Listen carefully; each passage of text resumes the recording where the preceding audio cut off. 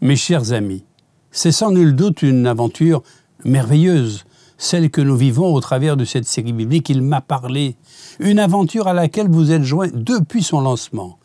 Votre fidélité est pour nous un encouragement à poursuivre dans cette voie et nous tenons à vous exprimer nos plus vifs remerciements. Il, c'est Jésus. En effet, Jésus m'a parlé.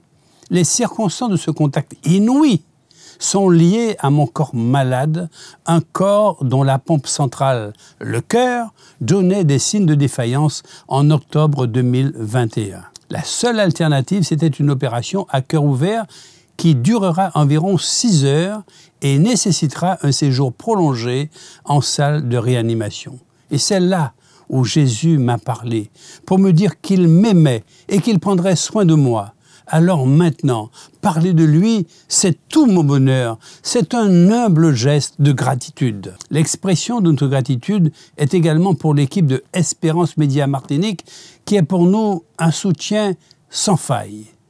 Et voilà que nous arrivons à notre 22e sujet intitulé « Jésus, le mensonge ou la vérité ». Ce titre, un peu comme une approche provocatrice, nous interpellera fort probablement du fait de la dualité qui est la nôtre, c'est-à-dire de la coexistence en nous de ces deux éléments qui s'opposent à l'instar du bien et du mal. Nous allons prier. Merci, notre Dieu Tout-Puissant, de bien vouloir nous accompagner durant ce moment où ta parole de vérité sera communiquée à tous ceux qui nous suivent, soit en télédiffusion, soit en radiodiffusion. Puisse ton Esprit Saint continuer son œuvre dans les cœurs, sachant que Jésus est le chemin, la vérité, la vie. Nous t'avons prié en son nom. Amen. Depuis notre plus tendre enfance, nourris des grands principes de l'Église, de la société, de l'école et de la famille, nous avions des valeurs morales qu'il nous fallait entretenir, qu'il nous fallait préserver à tout prix. Le courage, le respect de la parole donnée, l'entraide, le travail, l'honnêteté, la fidélité, l'honneur et par-dessus tout, l'amour de la vérité. Qu'en est-il aujourd'hui? Sommes-nous encore alimentés par ces sources bénéfiques d'autrefois? Quelles sont nos valeurs actuelles? Mes chers amis, l'amour de la vérité est l'un des grands principes qui devrait être l'élément moteur de la vie de chacun. L'apôtre Paul nous y invite que tout ce qu'il y a de vrai, de noble, d'honorable, ce qui a une réelle valeur et qui est juste, pur et digne d'être aimé occupe vos pensées. Tendez vers tout ce qui s'appelle vertu et qui mérite la louange. Philippiens 4, le verset 8e. Jésus s'est identifié à la vérité. N'a-t-il pas déclaré dans Jean chapitre 14, verset 6, Jésus lui dit, « Je suis le chemin, la vérité et la vie. Nul ne vient au Père que par moi. » Et elles sont nombreuses les déclarations de Jésus introduites ainsi. « En vérité, je vous le dis. » Jésus respirait le vrai, le sincère, le véritable. Mais en fait, qu'est-ce que la vérité? Le mot « vérité » vient du latin « veritas », de « verus », ce qui est vrai. La vérité, dans sa définition philosophique, est la correspondance entre ce que je dis et ce qui est. Elle s'oppose donc à la fausseté, au sens d'erreur, mais aussi de mensonge. Tenir la vérité, c'est donc énoncer un discours objectif qui correspond à la réalité. La vérité telle qu'elle vous est présentée en ce moment est identique à celle que le Dieu créateur a enseignée tous les jours à nos premiers parents, Adam et Ève, dans le jardin d'Éden. Ils entendirent la voix de l'Éternel Dieu qui parcourait le jardin vers le soir. Genèse 3, verset 8. La vérité, c'est l'expression d'une connaissance conforme à la réalité, aux faits tels qu'ils se sont déroulés, les faits réels eux-mêmes. C'est le caractère de ce qui existe réellement et est bien tel qu'il apparaît. La conformité à la vérité s'appelle donc la vérité. La déformation de la réalité s'appelle le mensonge. C'est donc dans le piège de cette déformation de la vérité que sont tombés Adam et Ève, un piège subtil et en nuances qui a provoqué la séparation d'avec Dieu, la faute originelle. Le serpent était le plus rusé de tous les animaux sauvages que le Seigneur avait faits. Il demanda à la femme, « Est-ce vrai que Dieu vous a dit, vous ne devez manger aucun fruit du jardin ?» Mes chers amis, avez-vous remarqué la subtilité dans la question de Satan? Est-ce vrai que Dieu vous a dit? Alors que la recommandation expresse de Dieu était la suivante. Il lui fit cette recommandation. Tu peux manger les fruits de n'importe quel arbre du jardin, sauf de l'arbre qui donne la connaissance de ce qui est bon ou mauvais. Le jour où tu en mangeras, tu mourras. Genèse 2, les versets 16 et 17. La femme répondit au serpent, « Nous pouvons manger les fruits du jardin, mais quant aux fruits de l'arbre qui est au centre du jardin, Dieu nous a dit, « Vous ne devez pas en manger, pas même y toucher, de peur d'en mourir. » Quel dialogue improbable, hallucinant, ahurissant entre l'adversaire de Dieu et un être humain nimbé de la gloire de Dieu et vivant dans son entourage immédiat, puisque Dieu parcourait le jardin vers le soir. Notez bien ceci.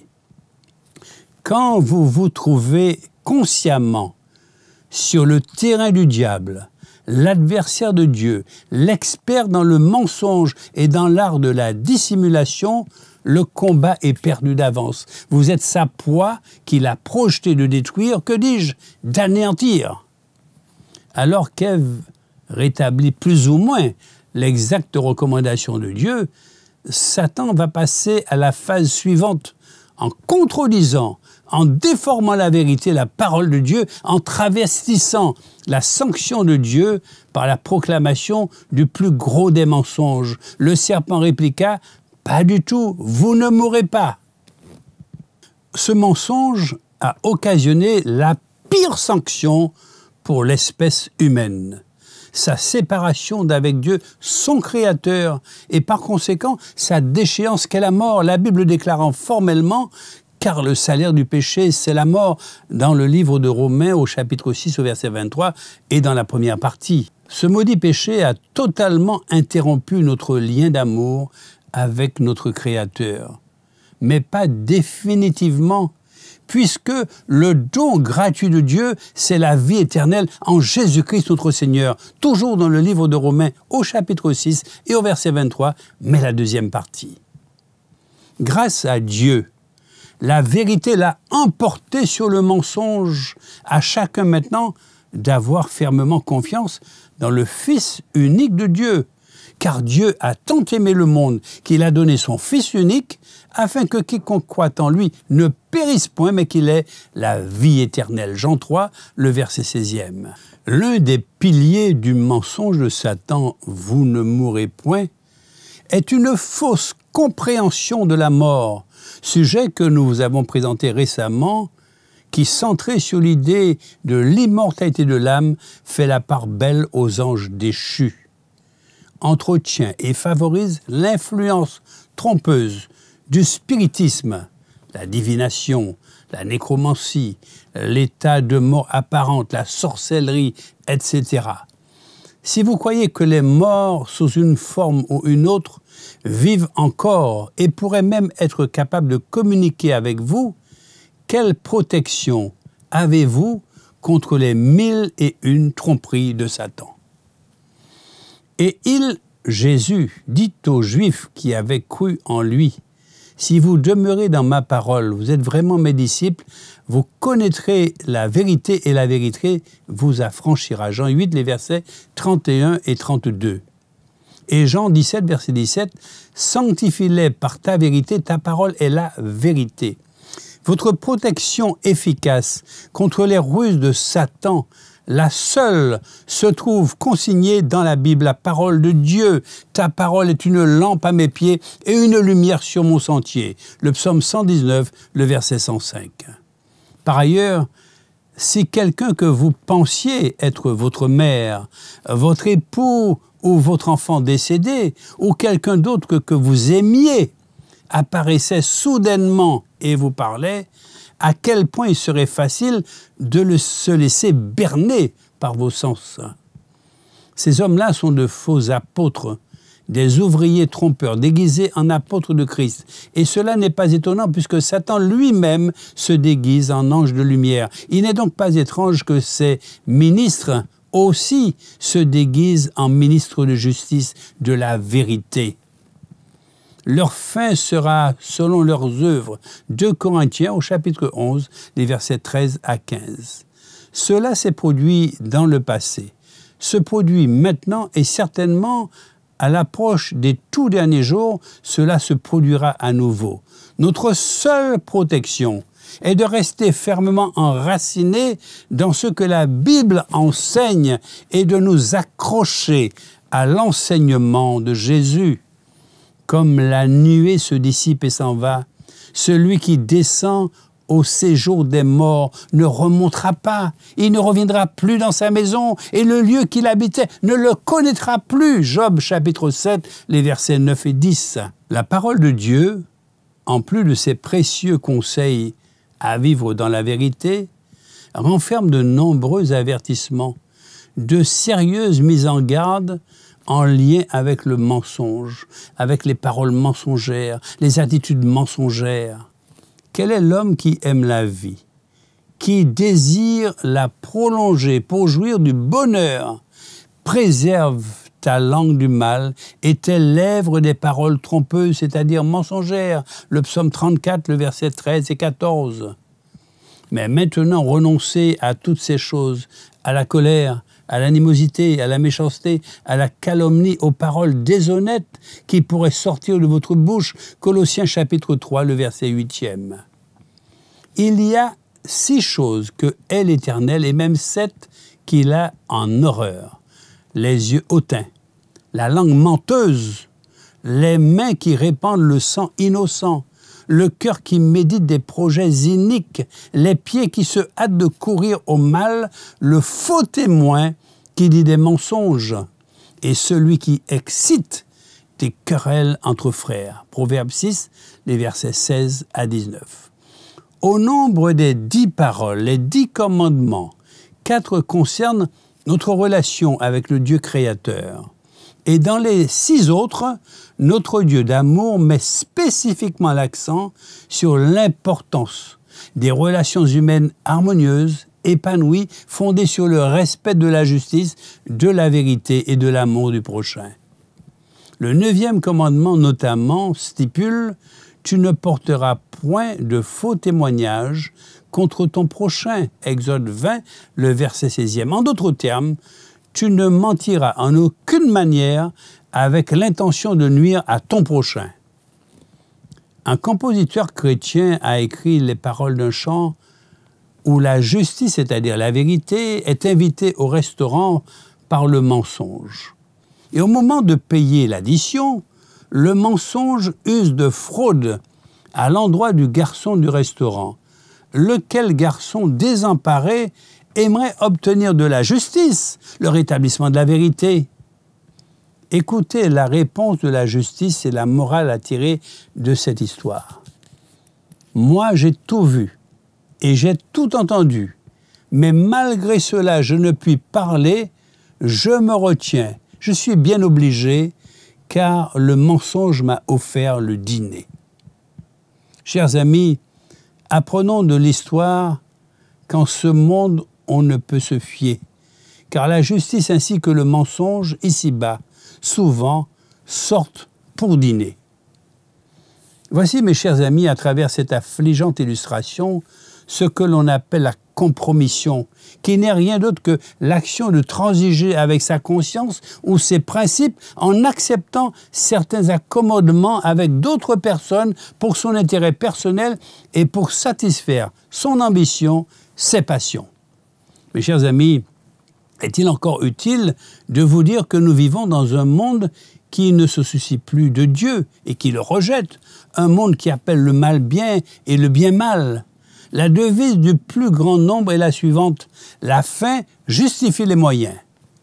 Cette expression signifie que l'on est prêt à user de tous les moyens à sa disposition pour atteindre ses fins indépendamment que les fins ou les moyens soient considérés injustifiables, inacceptables, condamnables, voire immoraux. Tous les moyens sont bons, c'est la réussite à tout prix, sans scrupule et même aux dépens d'autrui. Et en tant que chrétien, comment vivre sans être tenté de mentir ou de faire des compromis dans des situations qui s'imposent à nous? Prêtez attention à cette déclaration inspirée de l'apôtre Pierre. Si quelqu'un, en effet, veut aimer la vie et voir des jours heureux, qu'il préserve sa langue du mal et ses lèvres des paroles trompeuses, qu'il s'éloigne du mal et fasse le bien, qu'il recherche la paix et la poursuive. Car les yeux du Seigneur sont sur les justes et ses oreilles sont attentives à leurs prières. Mais la face du Seigneur est contre ceux qui font le mal. 1 Pierre chapitre 3, les versets 10 à 12. Rappelez-vous, mes chers amis, que le mensonge ne peut pas cohabiter avec la vérité. Ce sont deux comportements, deux postures absolument antinomiques, absolument opposées. Cette cohabitation pour un vrai disciple de Jésus est non négociable. Sachez que les ténèbres de Satan et la lumière de Jésus-Christ ne peuvent se complaire ensemble. Nul ne peut servir de maître, car ou il haïra l'un et il aimera l'autre, ou il s'attachera à l'un et méprisera l'autre. Vous ne pouvez servir Dieu et Mammon, c'est-à-dire le Dieu de l'argent et des biens matériels divinisés. Et vous avez ça dans le livre de Matthieu, au chapitre 6, au verset 24e. En d'autres termes, vivez auprès de Jésus une vie de liberté, fondée sur des principes d'honnêteté, de justice, de vérité. Un auteur a écrit « Un seul mensonge détruit la confiance absolue qui, pour certaines âmes, est le fond même de l'amour. » Voilà ce qu'un conjoint a déclaré à son conjoint infidèle. « Ce qui me bouleverse, ce n'est pas que tu m'aies menti, c'est que désormais, je ne pourrai plus te croire. » Même des mensonges d'État peuvent détériorer les relations de confiance avec les citoyens. Nous savons qu'ils mentent, ils savent qu'ils mentent, ils savent que nous savons qu'ils mentent, nous savons qu'ils savent que nous savons qu'ils mentent, et pourtant, ils persistent à mentir. L'identification de Jésus à la vérité est rapportée dans la parole de Dieu, la Bible, lors de cette conversation très intéressante entre la vérité Jésus et Pilate. Pilate rentra dans le prétoire, appela Jésus et lui dit « Es-tu le roi des Juifs ?» Jésus répondit « Est-ce de toi-même que tu dis cela, ou d'autres te l'ont dit de moi ?» Pilate répondit « Suis-je un Juif, moi ? Ta nation et les chefs des prêtres t'ont livré à moi. Qu'as-tu fait ?» Jésus répondit « Mon royaume n'est pas de ce monde. Si mon royaume était de ce monde, mes serviteurs auraient combattu pour moi afin que je ne sois pas livré aux Juifs.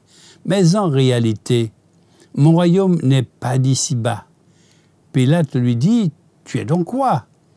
Jésus répondit « Tu le dis, je suis roi. Si je suis né et si je suis venu dans le monde, c'est pour rendre témoignage à la vérité. Toute personne qui est de la vérité écoute ma voix. » Pilate lui répondit « Qu'est-ce que la vérité ?» Jean 18, les versets 33 à 38.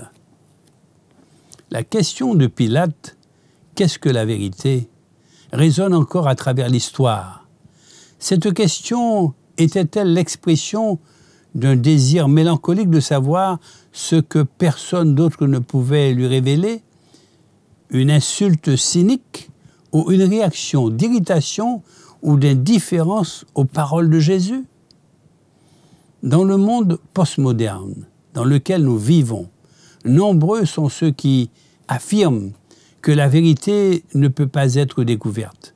Et cette question de Pilate devient d'autant plus importante. Qu'est-ce que la vérité? Pendant le procès de Jésus, le contraste entre la vérité, la justice, et le mensonge, l'injustice, est sans équivoque. Jésus, la vérité, est jugé par ceux dont toutes les actions respirent le mensonge. Les responsables religieux juifs ont violé pratiquement toutes les lois protégeant les accusés contre une condamnation abusive. Dans leur frustration, ils ont tout fait pour trouver des preuves contre Jésus, allant jusqu'à recourir à de faux témoignages. Même cela ne leur a pas permis d'atteindre leur objectif. Alors ils ont enfreint une autre loi en forçant Jésus à prendre position. Devant Pilate, les chefs juifs ont de nouveau menti. Ils avaient condamné Jésus pour blasphème, mais ils savaient que cela ne suffirait pas à convaincre Pilate de le tuer. Alors, ils l'ont accusé de rébellion contre César et contre la loi romaine, en encourageant les foules à ne pas payer leurs impôts. Pilate les a vite percés à jour et n'a même pas abordé cette accusation. Jésus, le juste, était jugé par les injustes. Il est triste de voir que les injustes ont toujours persécuté les justes. C'est pour cela que Caïn a tué Abel. Le lien entre vérité, justice, mensonge et injustice apparaît clairement dans plusieurs passages du Nouveau Testament que nous vous invitons à découvrir ou à redécouvrir. C'est pourquoi Dieu leur envoie une puissance d'égarement pour qu'ils croient au mensonge, afin que tous ceux qui n'ont pas cru à la vérité, mais ont pris plaisir à l'injustice, soient condamnés. 2 Thessaloniciens, le chapitre 2, les versets 11 et 12. La colère de Dieu se révèle du ciel contre toute impiété et toute injustice des hommes qui, par leur injustice, tiennent la vérité prisonnière. Romains, chapitre 1er, le verset 18. Il traitera chacun conformément à ses actes. À ceux qui, par leur persévérance à faire le bien, recherchent l'honneur, la gloire et l'incorruptibilité, il donnera la vie éternelle. Mais il réserve son indignation et sa colère à tous ceux qui, par esprit de révolte, rejettent la vérité et obéissent à l'injustice. Romains, chapitre 2, les versets 6 à 8. L'amour ne fait rien de malhonnête. Il ne cherche pas son intérêt. Il ne s'irrite pas. Il ne soupçonne pas le mal. Il ne se réjouit pas de l'injustice, mais il se réjouit de la vérité. 1 Corinthiens, chapitre 13, les versets 5 et 6. La question posée par Ponce Pilate il y a plusieurs siècles doit être reformulée pour être tout à fait précise, en demandant qu'est-ce que la vérité. Le gouverneur romain oublie que beaucoup de choses peuvent être vraies, mais qu'une seule est la vérité. La vérité a besoin d'une origine. En réalité, mes chers amis, il y a plus de 2000 ans, Pilate contemplait directement l'origine de toute vérité, c'est-à-dire Jésus, le Fils de Dieu, l'auteur de la création, le roi des rois, le Seigneur des seigneurs. D'ailleurs, peu avant son arrestation, Jésus avait tout simplement déclaré « C'est moi qui suis la vérité ». Jean 14, verset 6. Quelle affirmation incroyable! Comment un simple homme pouvait-il être la vérité? C'est impossible, sauf s'il était plus qu'un homme, comme il l'affirmait d'ailleurs et comme il l'a prouvé en ressuscitant des morts. Romains chapitre 1er, le verset 4e. Qu'est-ce que la vérité, a demandé Pilate à Jésus dans Jean chapitre 18, verset 38. Beaucoup de gens sont devenus très sceptiques et ne croient plus que la vérité existe ou que nous pourrions la connaître. En fait, ils rejettent la vérité qui nous est déjà donnée. Pas surprenant que le monde soit dans une telle confusion sans savoir où se diriger. Pauvre monde perdu sans berger. Nous avons le grand privilège de connaître la vérité. Par pure grâce, nous avons le bon berger. Nous entendons sa voix qui nous dirige. Nous avons son esprit qui nous conduit. Bénis soient les brebis du bon berger qui écoutent sa voix et qui la suivent. Pour que nous ayons toute la vérité dans sa pleine richesse, il a fallu que le bon berger vienne sur cette terre et qu'il donne sa vie pour ses brebis. Il a fallu qu'il retourne vers le Père dans sa gloire et qu'il nous envoie son Esprit Saint. Avant son départ, après sa résurrection, Jésus a dit à ses apôtres, « Quand il sera venu, l'Esprit de vérité, il vous conduira dans toute la vérité. » Jean 16, le verset 13e. Mes chers amis, soyez heureux et reconnaissants. Voici une très bonne nouvelle. L'Esprit de vérité, le Saint-Esprit de Dieu, nous conduit dans toute la vérité. Alors, laissez-vous conduire pas à pas par Jésus, le chemin, la vérité et la vie. Et nous disons Amen à cela. Et nous allons prier. Notre Dieu, notre Père, tu nous ouvres l'intelligence par ton Esprit Saint et nous t'en sommes infiniment reconnaissants. Merci pour Jésus, ton merveilleux cadeau offert à une humanité en grande souffrance. Puissions-nous, en toutes circonstances, être vrais et sincères, honnêtes et respectueux, au nom de Jésus. Amen. Jésus, l'hypocrisie ou la sincérité est le titre de notre prochain sujet. Nous vous disons déjà à bientôt, chers amis.